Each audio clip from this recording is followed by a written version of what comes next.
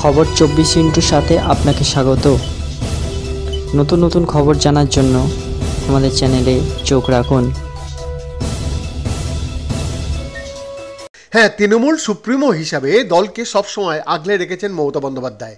তবে সম্প্রতি প্রশ্ন উঠতে শুরু করেছে এরপর কে, অর্থাৎ মমতা বন্দ্যোপাধ্যায়ের উত্তরসূরি কে হবেন।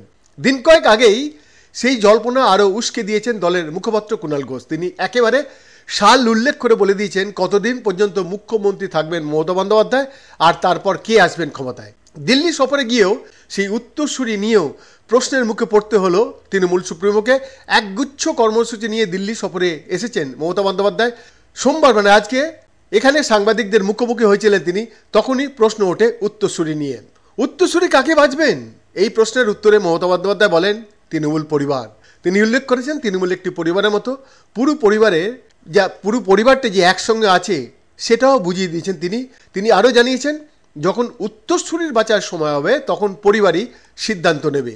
কয়েকদিন আগে তৃণমূল মুখপাত্র কুণাল ঘোষ বলেছেন 2036 পর্যন্ত মুখ্যমন্ত্রী থাকবেন মমতা বন্দ্যোপাধ্যায়, তারপর মুখ্যমন্ত্রী হবেন অভিষেক বন্দ্যোপাধ্যায়। কুণালের এই বক্তব্য ঘিরে বেড়েছে জল্পনা। তাহলে কি আরও একবার বয়স সীমার তত্ত্ব স্পষ্ট হচ্ছে? উল্লেখ্য, সম্প্রতি দলের সাধারণ সম্পাদক সর্বভারতীয় অভিষেক বন্দ্যোপাধ্যায় উল্লেখ করেছেন বয়সের ঊর্ধ্ব সময় থাকা জরুরি। তার যুক্তি, বয়স বেড়ে গেলে আর একই রকম পরিশ্রম করা যায় না, সেই কারণেই সীমা থাকা জরুরি। তবে দিল্লিতে মমতা বন্দ্যোপাধ্যায় তার বক্তব্যে নবীন প্রবীণ দ্বন্দ্ব উড়িয়ে দিয়েছেন। বৈদ্যনাথ দাসের রিপোর্ট, খবর 24/7, দিল্লি।